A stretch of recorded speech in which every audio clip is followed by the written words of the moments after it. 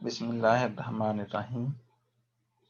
Cousin marriage سے اجتناب، وجدان، تحریر ڈاکٹر سغراء صدف۔ کچھ مذاہب میں چچا زاد، خالہ زاد، ماموں زاد اور پھوپھی زاد سے شادی نہ صرف ناپسندیدہ سمجھی جاتی ہے بلکہ ممنوع قرار دی جاتی ہے، کیونکہ ان کے ہاں خالہ، چچا، پھوپھو اور ماموں کی بیٹی بیٹے کو بھی بہن بھائی ہی سمجھا جاتا ہے۔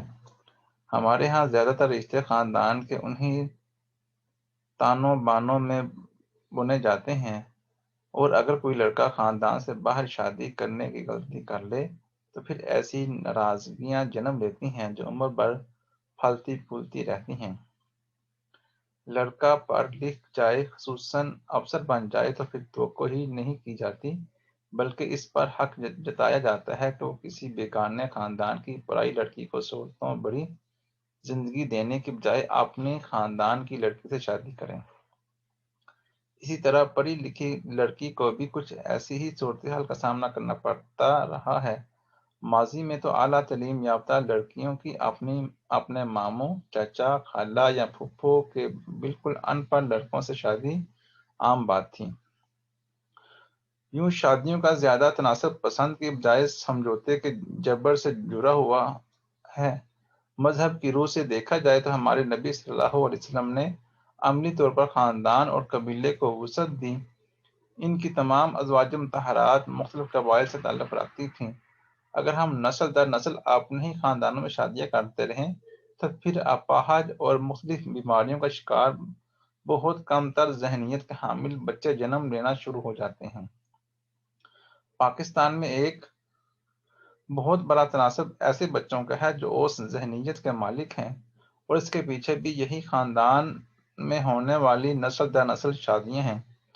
چند روز قبل سندس فاؤنڈیشن جانے کا اتفاق ہوا۔ وہاں میں نے تقریباً 60-65 بچوں سے بات کی، جن میں ہر عمر کے بچے شامل تھے جو شیر خوار تھے۔ ان کے والدین سے مکالمہ کیا۔ مجموعی طور پر یہ بات سامنے آئی کہ وہاں موجود تھیلیسیمیا کے مریض بچوں میں 99% وہ بچے ہیں جن کے والدین آپس میں فرسٹ کزن ہیں۔ پاکستان میں اس مرض کے ساتھ ہر سال 9,000 بچے پیدا ہو رہے ہیں۔ یوں تھیلیسیمیا ایک ایسی خوفناک بیماری ہے جسے والدین خود پال رہے ہیں اور اپنے بچوں کی ناکام زندگی کا سبب بن رہے ہیں۔ خدا نے کسی کو نامکمل بنا کر بھیجا، نہ بدصورت پیدا کیا، بلکہ خدا ہر بچے کو مکمل روح دے کر بھیجتا ہے۔ بچے کا ظاہری وجود والدین کی کوتاہیوں کے باعث نقص کا شکار ہو جاتا ہے۔ حمل کے دوران کچھ ادویات کے استعمال کے باعث بھی بچوں میں اپاہج پن اور دیگر مسائل پیدا ہو جاتے ہیں۔ حیرت اس وقت ہوئی جب ایک 24 سال کی لڑکی جو وہاں خون لگوا رہی تھی نے بتایا کہ نہ صرف اس کے والدین آپس میں کزن تھے بلکہ اس کی شادی بھی اس کے ماموں کے بیٹے سے ہو چکی ہے۔ اب اندازہ لگائیے، جو پہلے ہی مریض ہے وہ بھی اپنے ہی خاندان میں شادی کر رہا ہے، اور یہ سلسلہ ابھی تک نہیں رکا۔ ایک اور مریض لڑکے لڑکی سے بات ہوئی تو پتہ چلا کہ وہ دونوں آپس میں شادی کر چکے ہیں، اور ان دونوں کی ملاقات بھی اسی فاؤنڈیشن میں ہوئی تھی۔ مجھے متذبذب دیکھ کر کہنے لگے، ہم نے اگلی نسل پیدا نہیں کرنی، ہم نے تو ایک دوسرے کو سہارا دینے کے لیے اور زندگی کے کچھ لمحے بہتر بنانے کے لیے شادی کی ہے۔ کہا جاتا ہے کہ پیدائشی طور پر تھیلیسیمیا کے مریضوں کی عمر ایک مخصوص دور کے بعد ختم ہو جاتی ہے۔ عموماً 24، 25 یا 26 سال کی عمر میں وہ انتقال کر جاتے ہیں۔ ایک بچی دیکھی جس کی عمر 18 سال ہو چکی تھی، لیکن اس کی نشو نما 7-8 سال کے بچے جتنی تھی۔ پاکستان میں صحت مند اور ذہنی نسل کے لیے ہم سب کو آگاہی مہم کو بہتر کرنے بلکہ قانون کی شکل دینے کی طرف بڑھنا چاہیے۔ نوجوانوں کی شادی کے وقت نہ صرف ان کے خون کا ٹیسٹ لازمی قرار دیا جائے بلکہ اپنے انتہائی قریبی رشتہ داروں میں شادی سے بھی اجتناب کرنا چاہیے۔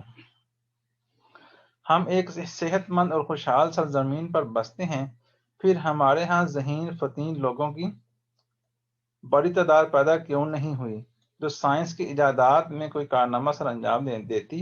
ہمارے وہ بچے جو ترقی یافتہ ممالک کی بڑی یونیورسٹیوں کے صنعت یافتہ ہیں، انہوں نے بھی کوئی کمال کیوں نہیں کیا۔ معاشرے میں پھیلی ذہنی پسماندگی کے عوامل بھی اس ذہنیت ہی ہے جو بنیاد بستی کے دائروں میں الجھ کر دوسروں کے لیے بھی مسائل پیدا کرتی ہے۔ ہم رشتہ داری نبھانے اور وقتی مفاد کے لیے ایک نسل کی قربانی دینے کے مجاز نہیں ہیں، اور نہ ہی معصوم بچوں کی اکھڑتی سانسوں کو نا امیدی سے بڑی زندگی گزارنے اور لمحہ لمحہ موت کی دستک سننے پر مجبور کرنے کا اختیار رکھتے ہیں۔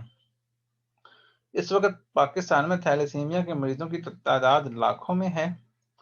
ان کے لیے خون اور ادویات کا انتظام کرنا والدین کے بس کی بات نہیں، اس لیے ایسے اداروں کو اپنی خیرات و زکوٰۃ کے لیے ترجیح بنائیں جو زندگیاں جنم لے چکی ان کو اذیت سے بچانے کے لیے کردار ادا کریں۔